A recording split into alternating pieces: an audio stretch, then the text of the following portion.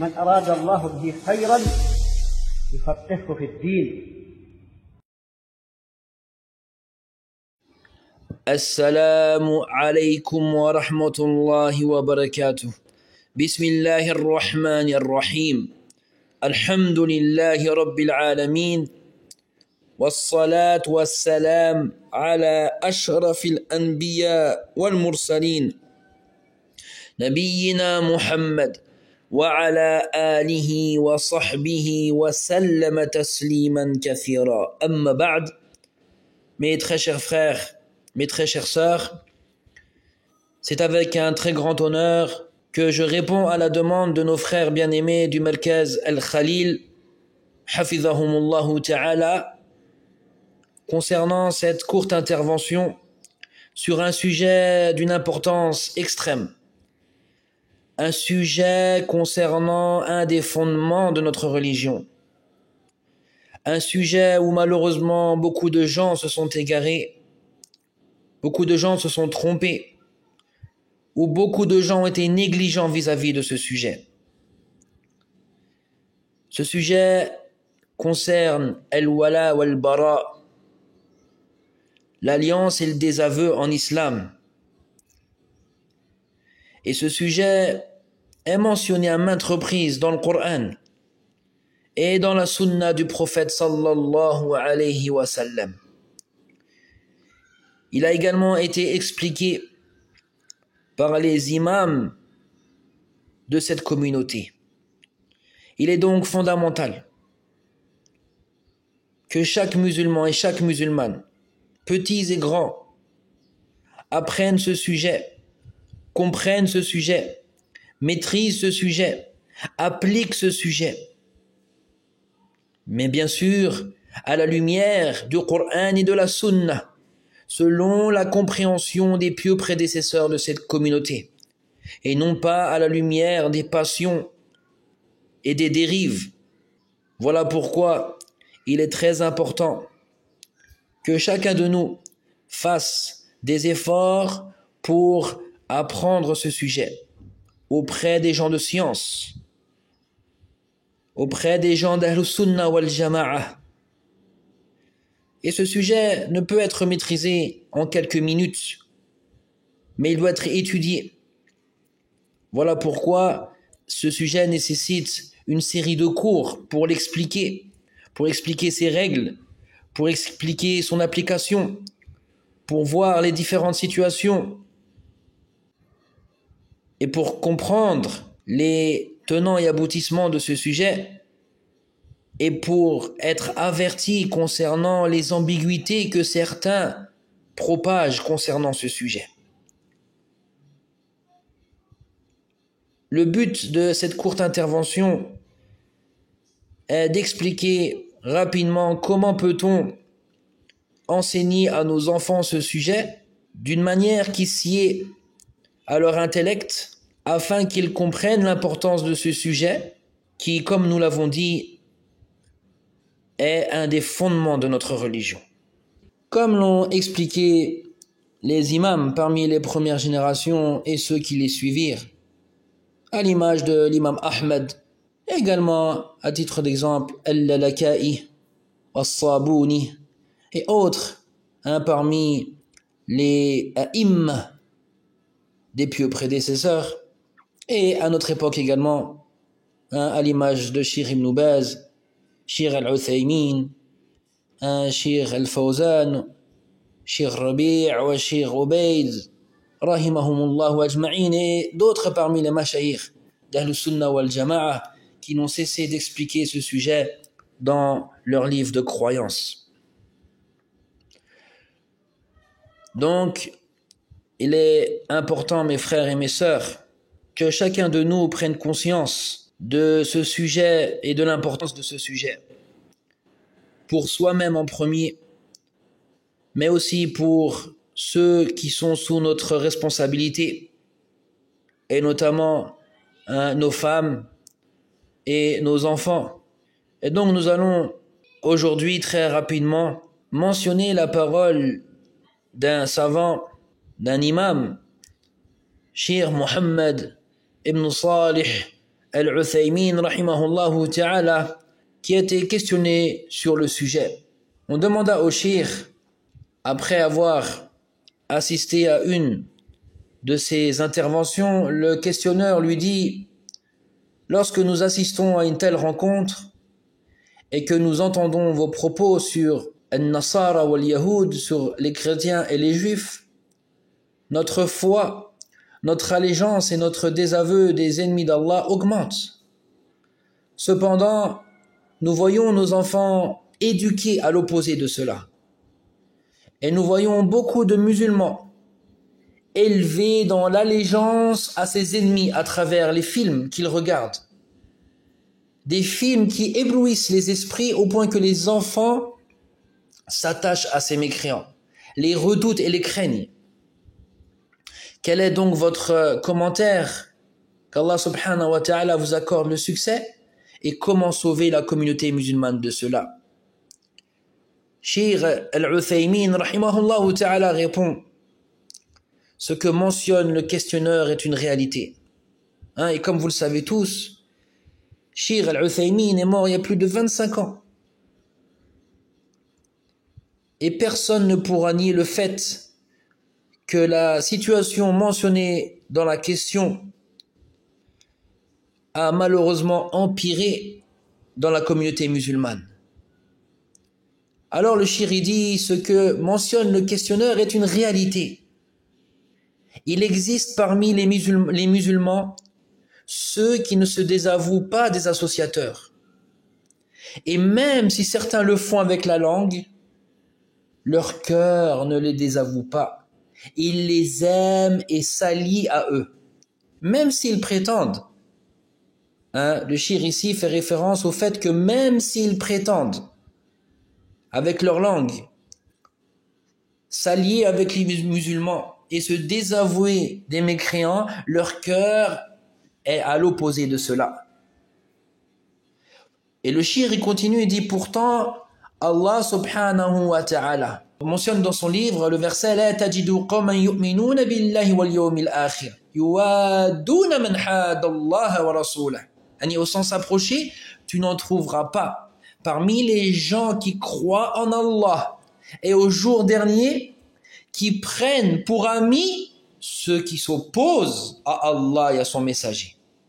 Alors le cheikh dit: comment un homme peut-il prétendre croire en Allah et l'aimer alors qu'en même temps il aime les ennemis d'Allah?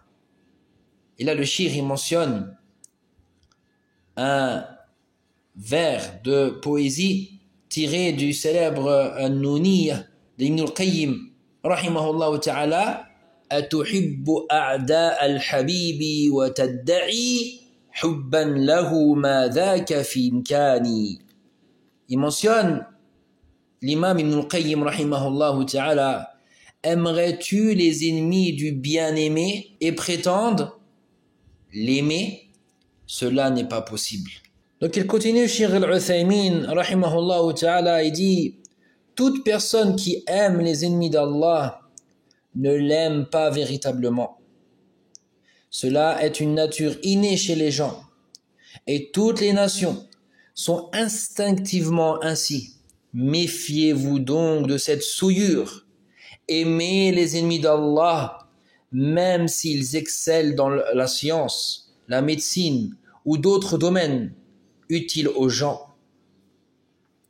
Ils restent des ennemis et ils ne peuvent jamais œuvrer pour le bien des musulmans. Au contraire, ils cherchent à affaiblir, diviser et déchirer les musulmans, que ce soit ouvertement ou alors subtilement.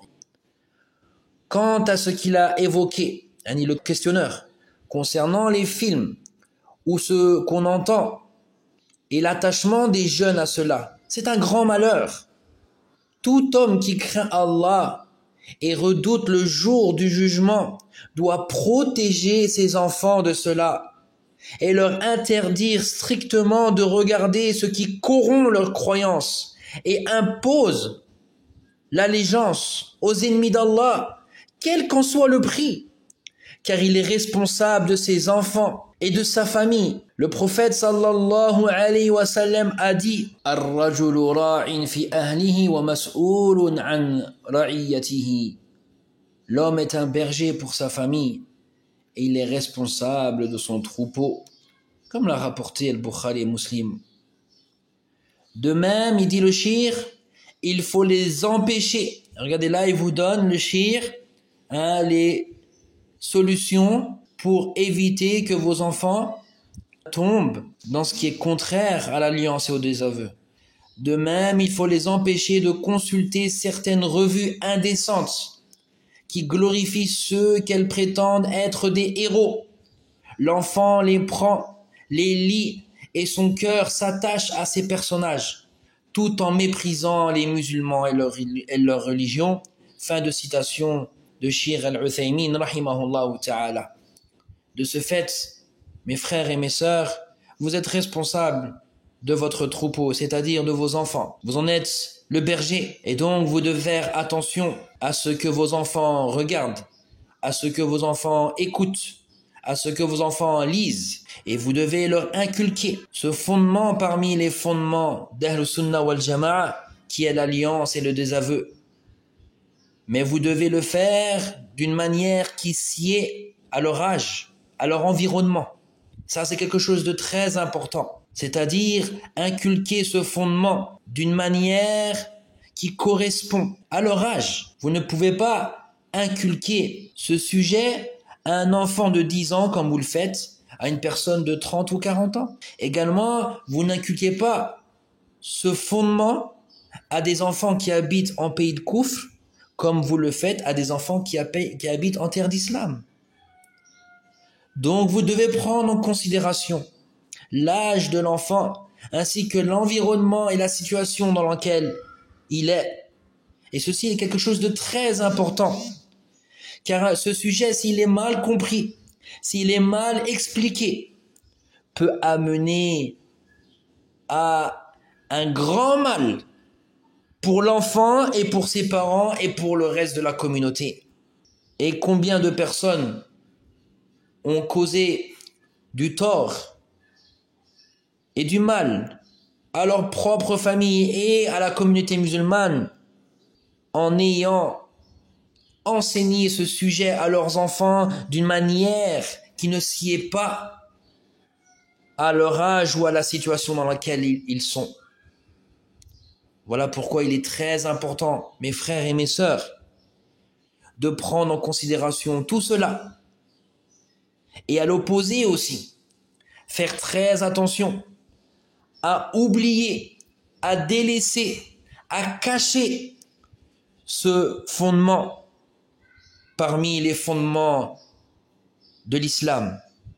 Mais plutôt, il doit être mentionné, il doit être appris, il doit être enseigné, mais de la manière qui sied à l'âge de l'enfant, à sa situation, à son environnement.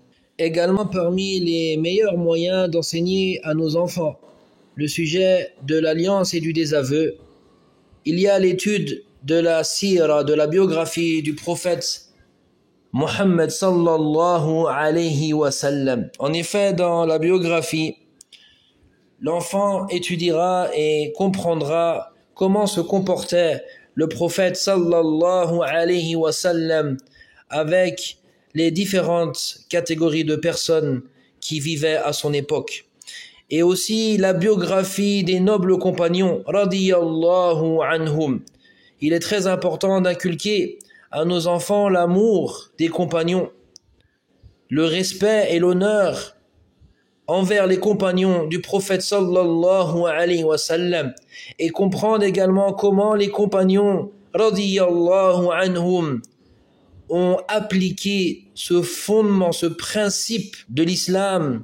Ainsi l'enfant, lorsqu'il étudiera ce sujet, comprendra comment les compagnons du prophète sallallahu alayhi wa sallam ont mis en application l'alliance et le désaveu. Donc il est très important qu'on inculque à nos enfants l'amour et le suivi des nobles compagnons du prophète sallallahu alayhi wa sallam.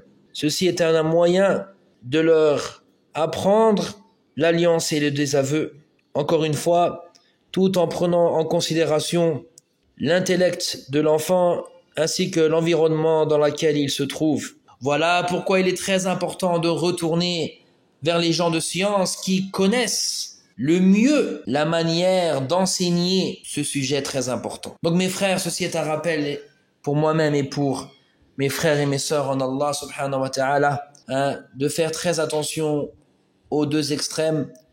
Premier extrême qui est le fait de complètement oublier et de cacher ou alors de négliger le sujet de l'alliance et du désaveu, et l'autre extrême qui est le fait d'appliquer ce sujet d'une manière qui contredit les enseignements présents dans le Coran et la Sunna, et dans tous les cas nous devons retourner vers les gens de science, vers les ulama al-kibar pour recevoir de leur part les enseignements et les orientations pour l'apprentissage et la mise en pratique de ce sujet très important. Et nous espérons qu'Allah subhanahu wa ta'ala nous permette un jour de pouvoir expliquer ce sujet dans une série de cours spécifiques à cela. Et nos frères prédicateurs salafis ont déjà mentionné cela dans leurs cours. Revenez à leurs audios, insha'Allah ta'ala. Fajazakumullahu khairan. Wallahu ta'ala a'lam. Wa sallallahu ala nabiyyina Muhammad wa ala alihi wa sahbihi wa sallama tasliman kathira. Assalamu alaikum wa rahmatullahi wa barakatuh.